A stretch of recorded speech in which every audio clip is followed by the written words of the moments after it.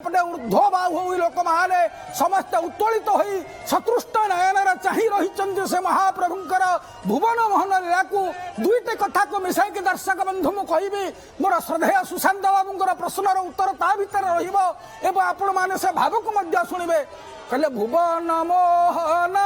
लीला विस्तारी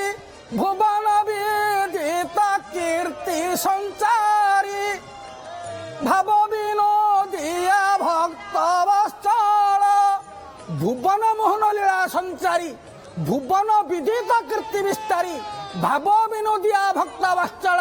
भक्त भावरे विजय धरा तल जे भावे गुंडीचा जातरा जे भवनु बाहरी पतित उद्धारी मंडिबा पावन धरा जे हे महाप्रभु सेदिन स्नान मंडप को आपण विराजमान करथिले पतित पावन लीलार आद्य चरण रे आज दांडु को पळे आसीबे मूर्छी लोळा नीलाचल लीला इच्छित पामर संसर्ग खरा बरसारे धरा रहिबारे दंडे भरा भर सराग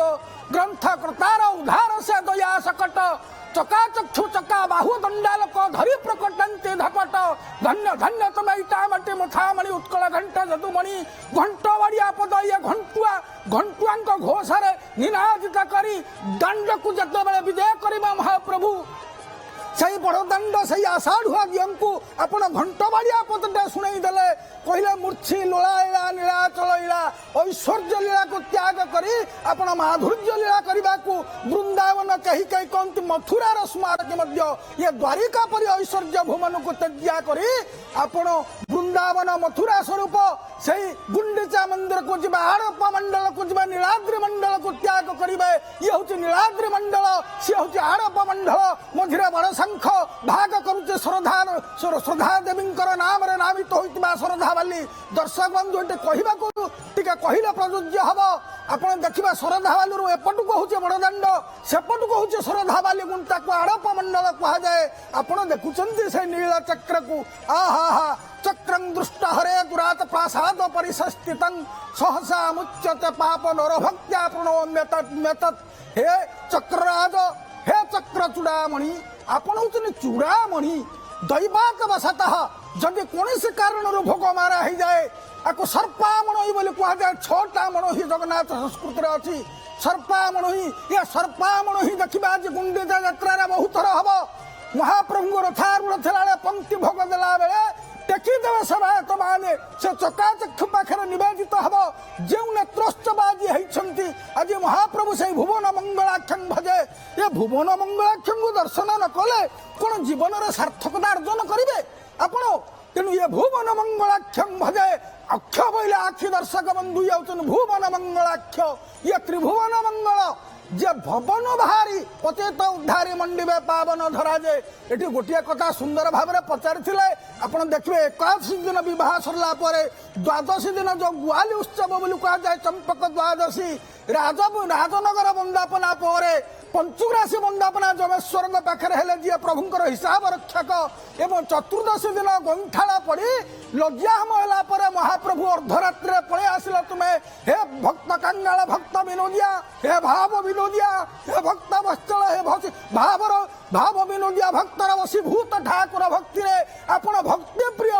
अनुग्रहाय भूतानं मानुषी तनुमाश्रितं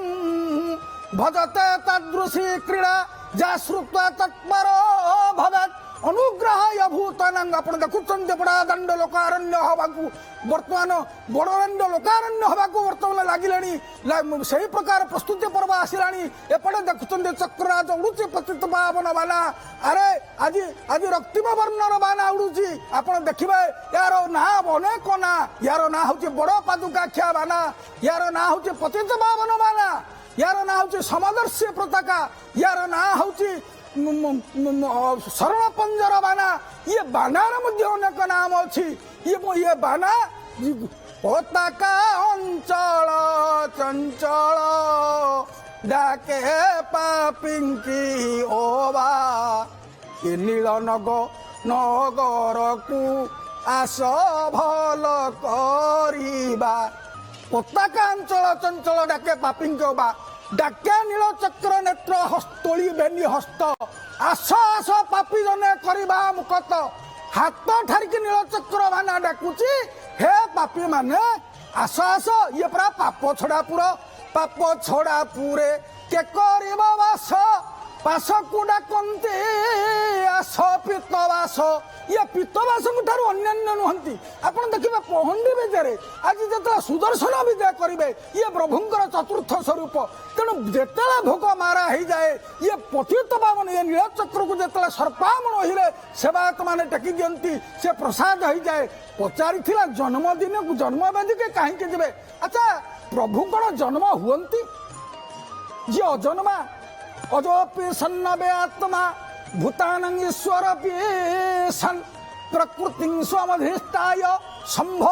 संभवात्ममायया भगवान गीता रे कहले अजोपि सन्नबे आत्मा अजोपि अहम अज